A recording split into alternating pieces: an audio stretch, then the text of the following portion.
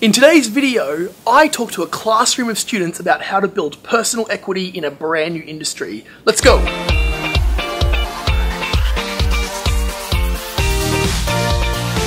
What would I do today if I had nothing, if I was starting from zero? And I've got a couple of very, very explicit examples of exactly what I would do, down to the platforms I would use online to build your thought leadership.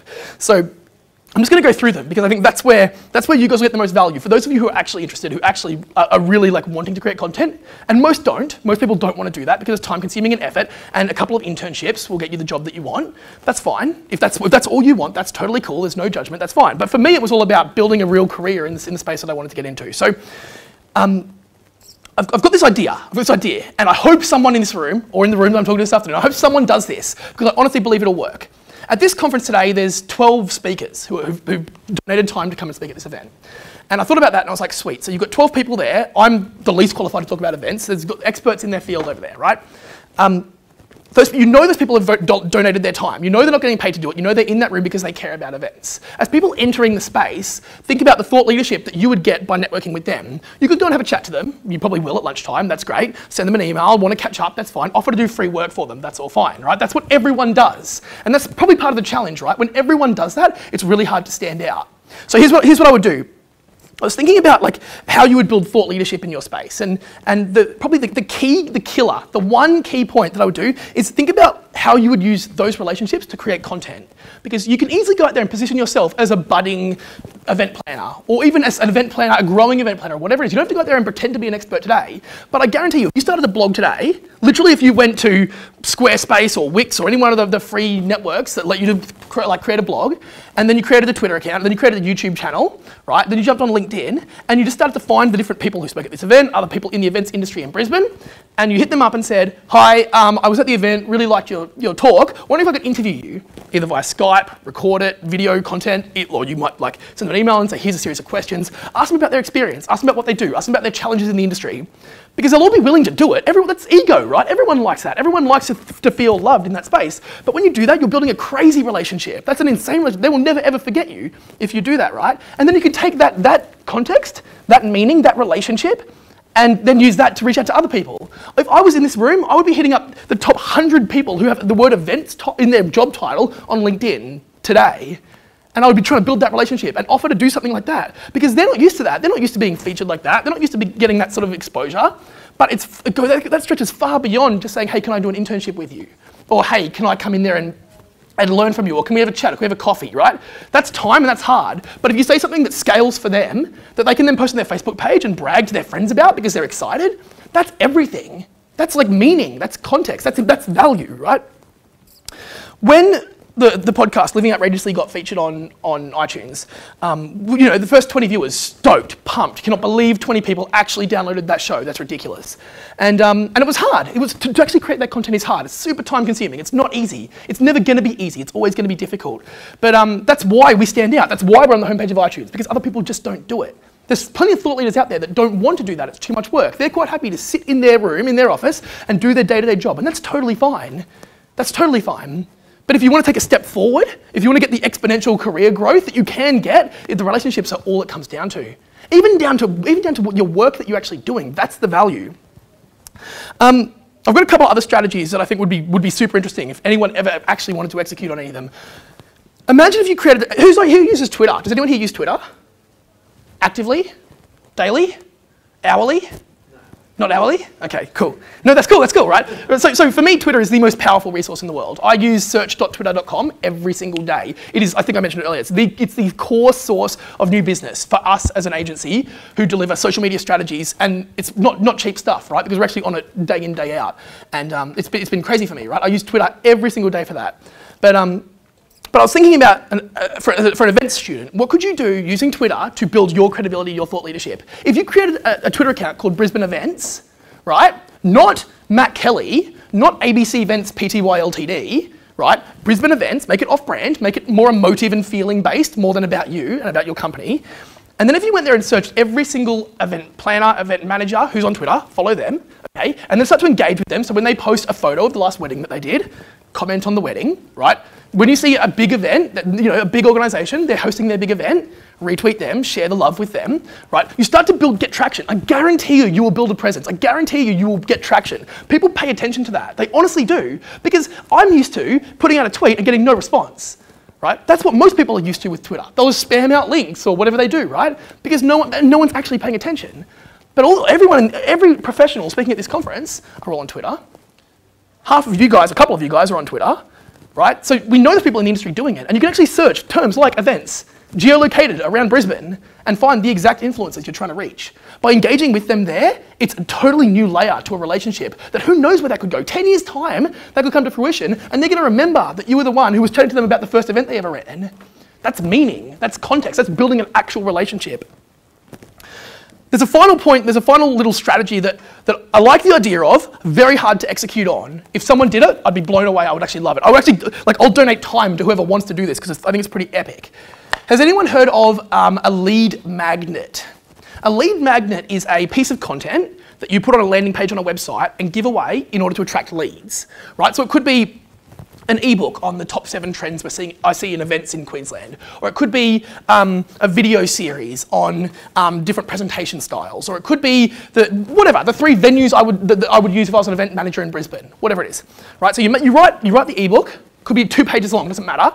PDF it, go to a website like leadpages.com, build a landing page with an email opt-in, name, put the product right there, like literally have it right there. If they enter in their details, they get the product, right? And then use Facebook targeted advertising to target that to people in the events industry. Because what you're doing then is you're sharing value with them without even knowing who they are initially, right? And then they actually care about you because you added value first. So in their newsfeed, they see, because you've targeted an ad to people with events in their job title within 50 kilometres of the Brisbane CBD, hey, check out the free ebook on how to host your event in Brisbane. They're definitely going to click that. Are you kidding me? They work in Brisbane. They have to know what that is. They absolutely must know what's going on in that space. It's crucial. So for me, when I look at that and I go, like, how do you attract leads? How do you attract people in the space to build a relationship with? They're not necessarily going to pay you money to host an event. They're probably an event planner themselves. But it's a relationship that gives you can get so much traction from, because it comes down to adding value first, not second. It's not asking for something first. Because when you ask for something first, you're putting up a barrier or a hurdle. Right? It's really, really hard to scale that. When you've got that hurdle, it's massive. It's near impossible. And I'm going to do something dramatic, right?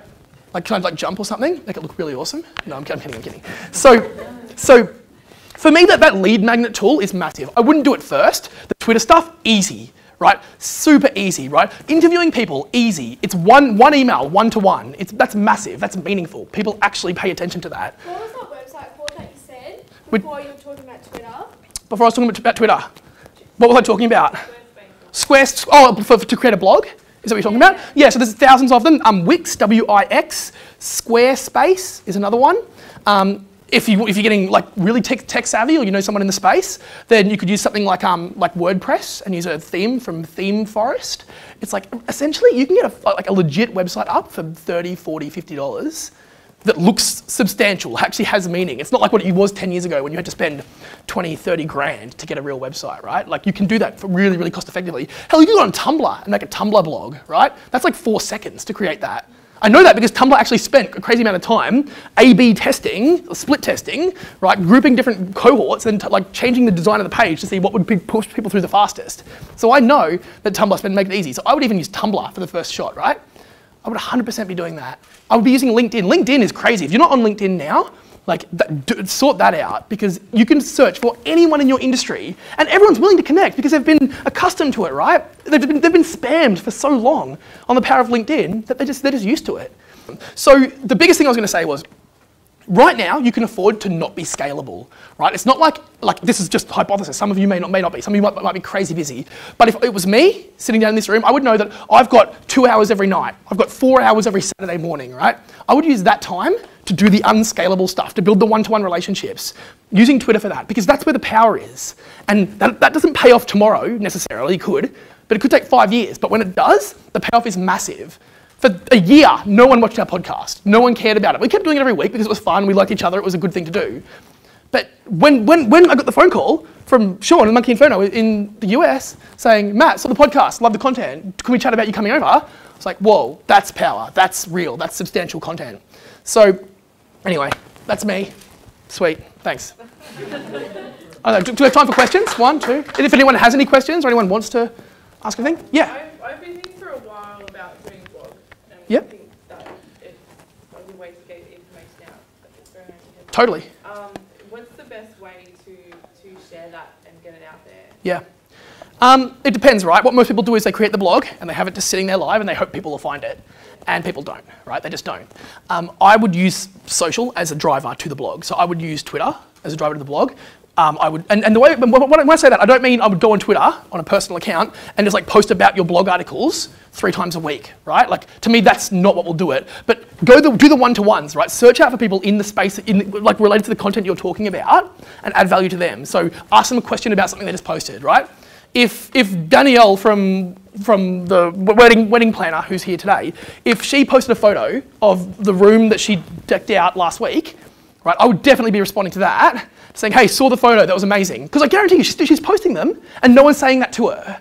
I guarantee you. So I would be using platforms like Twitter to build the relationship first. And then when you get something that's super relevant, when they ask what we call a buying question, right, then you tweet them and say, hey, I just wrote an article about that, check that out. But I wouldn't go in with that first.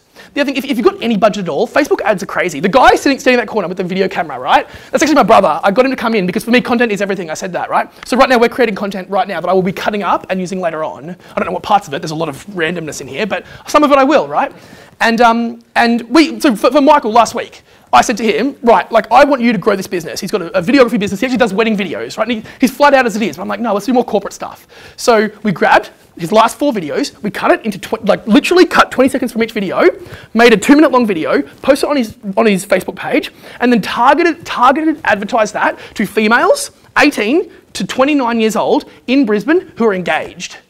That's crazy. That's like, what do you see, like 3 hours later, you get like 7 likes, a couple of comments, and in the comments people are tagging friends. A day later, one of them bought.